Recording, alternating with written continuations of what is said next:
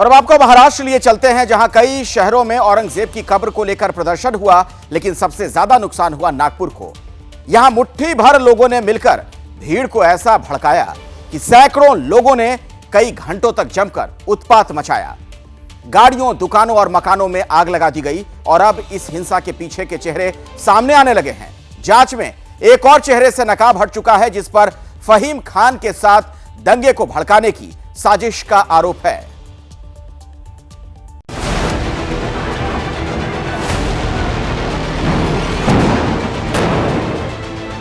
जब तक आखिरी दंगे को पकड़ा नहीं जाता, ये कार्रवाई रुकने वाली नहीं है।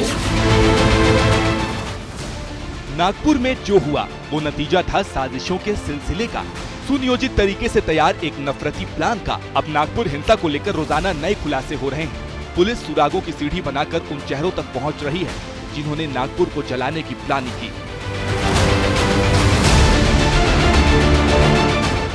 दंगे के 100 से अधिक आरोपियों की गिरफ्तारी हो चुकी है।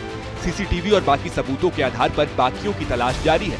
नागपुर पुलिस की कई टीम लगातार एक्शन में है।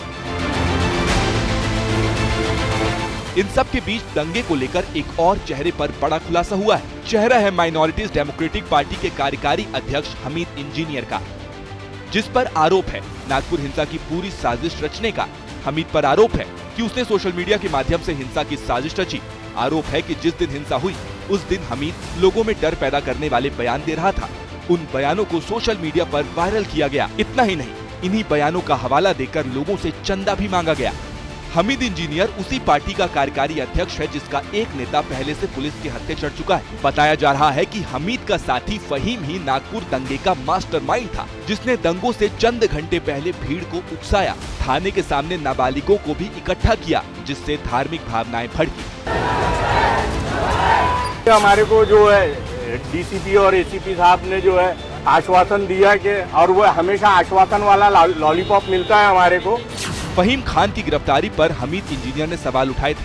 19 मार्च को एबीपी न्यूज से खास बातचीत में हमीद इंजीनियर फहीम खान को बेकसूर बता रहा था। ये सरासर गलत है, ये टोटली रॉन्ग है। फहीम खान ने कुछ भी नहीं किया। वजह ये है, फहीम खान को टारगेट किया जा रहा है। फहीम को बेकसूर बताने वाला हमीद अब खुद सवालों के घेरे में है। पुलिस इसके खिलाफ पुख्ता सबूत जुटा रही है, जिससे साफ हो जाएगा कि आखिर माइनॉरिटीज डेमोक्रेटिक पार्टी के दोनों नेताओं ने मिलकर नागपुर को जलाने की किस हद तक प्लानिंग की थी। ऐसे में सवाल है कि आखिर नागपुर को जलाने की साजिश कब से की जा रही थी। कुछ ही घंटों में 600 से 700 लोगों की भीड़ कैसे इकट्ठा हो गई। भारी संख्या में पेट्रोल बम, ईंट और पत्थर कहां से आए। इस सब के बीच महाराष्ट्र के मुख्यमंत्री देवेंद्र फडणवीस हिंसा के बाद पहली बार नागपुर पहुंचे। पुलिस मुख्यालय में कमिश्नर और बाकी आला अधिकारियों के साथ हाई लेवल मीटिंग की। हिंसा को लेकर सीएम फडणवीस को जानकारी दी गई। सीएम ने जांच को लेकर अधिकारियों से अपडेट लिया और बैठक के बाद साफ शब्दों में कहा, किसी दंगाई को बख्शा नहीं जाएगा। दंगों में हुए नुकसान की भरपाई भी दंगाइयों से ही की जाएगी। जब तक आखिरी दंगई को पकड़ा नहीं जाता, ये कार्रवाई रुकने वाली नहीं है। जितना नुकसान दंगइयों ने किया है, इसका पूरा हिसाब निकाला जाएगा और ये पूरा नुकसान उनसे वसूल किया जाएगा। तो एक तरफ साजिश की जांच जारी है, दूसरी तरफ एक्शन की तैयारी चल रही है और साथ ही हिंसा फिर से न भड़के, इसे लेकर भी एहतियात बरती जा रही है। हिंसा के बाद 9 थाना क्षेत्रों में कर्फ्यू लगाया गया था। 9 थानों में अब भी कर्फ्यू लागू है। 2 इलाके से कर्फ्यू हटा लिया गया है। इंटरनेट सेवाएं भी प्रभावित हैं। सोशल मीडिया पर भी निगरानी रखी जा रही है। औरंगजेब की कब्र को लेकर शुरू हुआ विवाद नागपुर हिंसा के रूप में सामने आया। ऐसे में ये बेहद जरूरी हो जाता है कि न सिर्फ दंगाइयों का पक्का हिसाब किया जाए, बल्कि फिर से हिंसा न भड़के, इसकी भी पुष्टि की जाए।